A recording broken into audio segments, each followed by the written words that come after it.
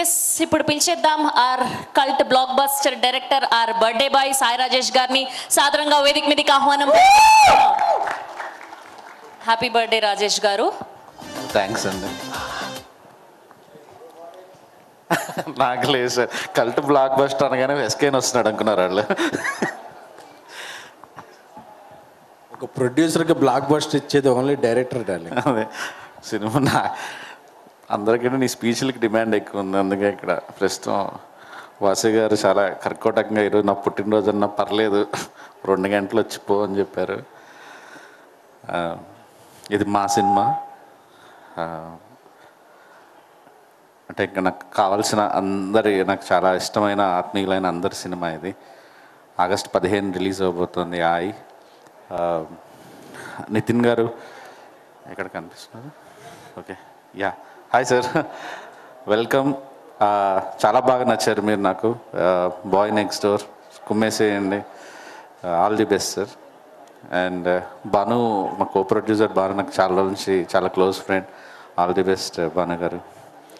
And music కానీ ఇంకా director గారు నాకు బాగా నచ్చింది ఏంటంటే, పర్లేదు బ్రో అంటే 1.5 అయినా వర్షం, నాకు వర్షం అలా తడిపారు అండ్ రెయిన్కి డబ్బులు ఖర్చు పెట్టామంటే అలాంటి డైరెక్టర్లు ఉండాలి. డబ్బులు ఖర్చు అయినా పర్లేదు, వర్షం గురించి ఎంతైనా చేయొచ్చు. అరవింద్ గారు చాలా కోపంగా చూస్తున్నారు.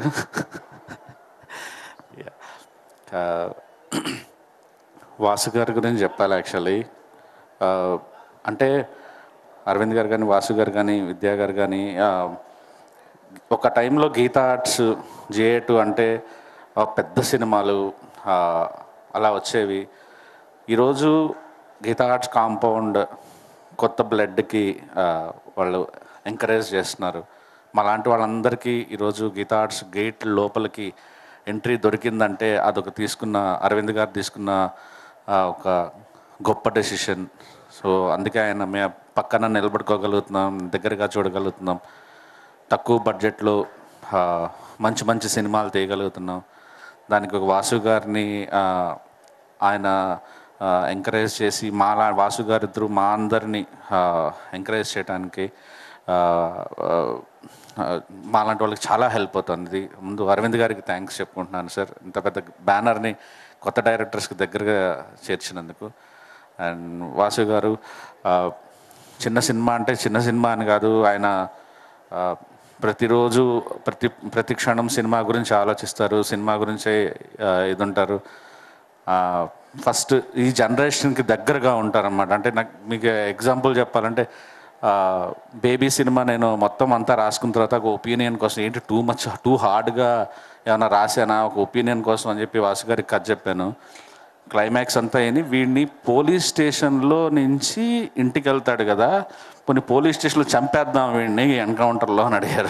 సజెషన్ యాక్చువల్లీ బామ్మ అయిన నాకంటే కూడా చాలా వైల్డ్గా ఆలోచిస్తున్నారు అనుకున్నారు. కానీ ప్రతి క్షణం సినిమా గురించి ఆలోచిస్తారు, ప్రతి క్షణం డైరెక్టర్కి ఆ ఫ్రీడమ్ ఇస్తూనే వాళ్ళని కరెక్ట్ చేస్తూ ఉంటారు వాసు గారు. విద్యా గారు మీరే నడిపించాలి మమ్మల్ని అందరినీ తొందరలో. అందరికీ all the best, all the best. Sreeleela గారు హాయ్ అండి, నిఖిల్ గారు hi sir, thank you so much. Thank you Rajesh గారు, థ్యాంక్ యూ సో మచ్.